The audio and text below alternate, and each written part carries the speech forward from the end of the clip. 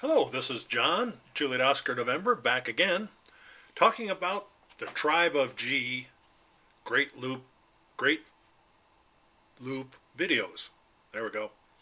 The Tribe of G is the name of my boat, and it's named after our family, which all of us, at one time anyway, had names ending in G. So there were five of us, and we all got five-pointed star tattoos to identify us as tribe members. And part of being a Tribe of G member is you have to agree to be honest and straightforward in all your dealings with other tribe members. But anyway, I want to talk about the boat a little bit. It's a 2003 Acadia 32, which is kind of a down east looking boat, and I'll post some pictures of it. You can see it. It's a beautiful boat.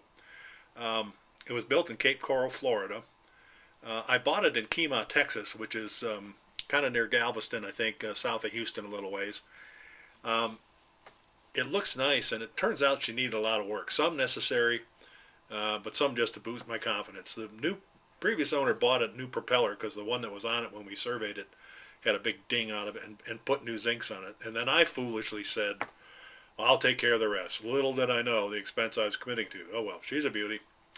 So I had her put on the hard, as they say, at the Seabrook Shipyard in Seabrook, Texas, a busy shipyard with lots of contractors on site.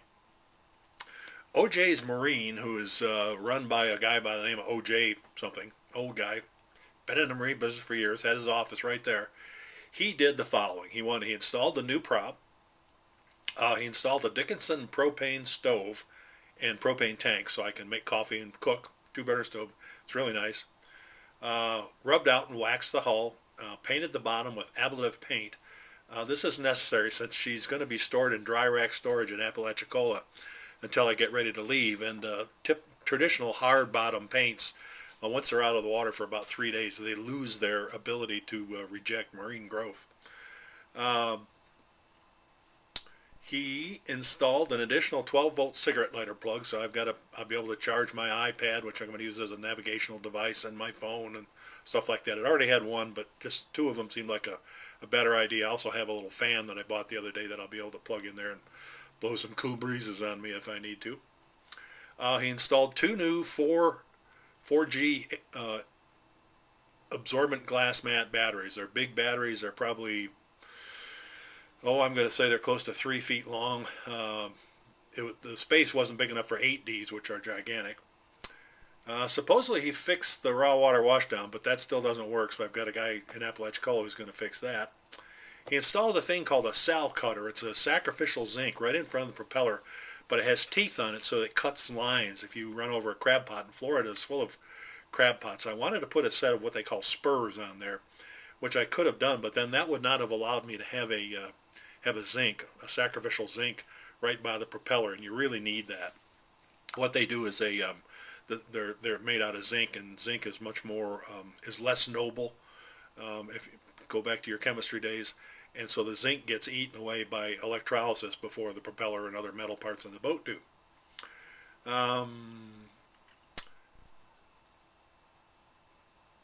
So it seems like a good compromise. And they fixed the shower. The boat has a nice hot shower in it. It's big enough for me. I'm tall, 6'6", and a fairly large gentleman, but I can take a shower in there. I've done it.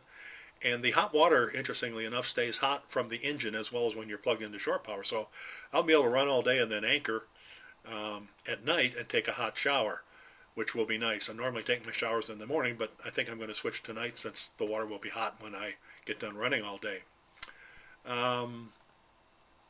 Check the hydraulic steering for a leak. They found no leak. There was a leak. There is a leak. I'm currently having that fixed. The pump, hydraulic pump, which is mounted on the helm, so when you turn the wheel, it actually moves the hydraulic pump, was made in Italy, but there's a company down in Tampa that's going to rebuild it, so it's on its way down there now. I've got a guy in Apalachicola working on it. Jeez. Fixed the port side fuel gauge. It has two fuel tanks. Excuse me. One on each side, 100 gallons of diesel in each one. Repacked the rudder box, which was leaking, and decommissioned it for shipping.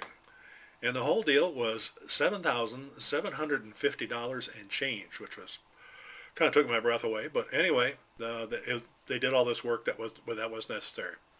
I also had Yacht Equipment Services. They call themselves Yes, the friendly local Yanmar dealer. The boat has a 6-cylinder Yanmar 6YL-UTE engine in it. Puts out 315 horsepower. They flush the coolant, change the engine anodes. There's also anodes, sacrificial anodes in the engine. Change the belt that drives the alternator and the raw water pump. Change the engine oil and the marine gear oil. It has a ZF marine gear on it, which is good, high end. So they did a great job. They were going to replace the front engine mounts, which are a little rusty, but they couldn't get to them. But they did buy the engine mounts, and I have them now, so I'm going to have someone else do it somewhere along the way. But anyway, this is where I'm going to leave it now. And getting it shipped from Texas to Apalachicola was an adventure. And we'll talk about that in the next video. Boy, oh boy, that was something else. Have a great day. Hope you're enjoying my videos. Please subscribe to my channel and tell your friends.